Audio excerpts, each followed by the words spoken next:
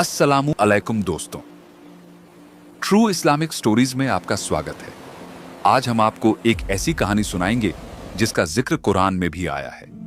ये कहानी हमें अल्लाह की रहमत और सब्र का सबक देती है।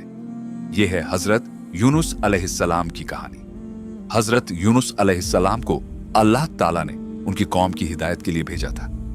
आप बार बार उन्हें समझाते रहे, सिर्फ अल्लाह की इबादत करो और शिर्क से बचो, लेकिन कौम ने आपकी बात मानने के बजाय मजाक उड़ाया।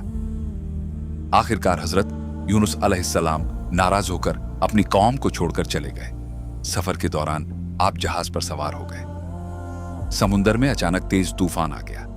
लोगों ने कहा, किसी एक को जहाज से नीचे फेंकना होगा वरना सब डूब जाएंगे।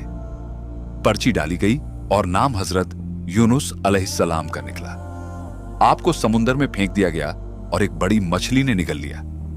अंधेरे में मछली के पेट के अंदर हजरत यूनुस अलैहिस्सलाम अल्लाह से दुआ करते रहे, तेरे सिवा कोई माबूद नहीं, तू पाक है और मैंने ही गलती की थी।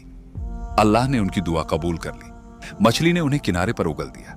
जब हजरत यूनुस अलैहिस्सलाम वापस अपनी कौम में आए तो सब लोग ईमान ले आए। दोस्तों, इस कहानी से हमें सबक मिलता है। मुश्किल वक्त में हमेशा अल्लाह की तरफ रुख करना चाहिए।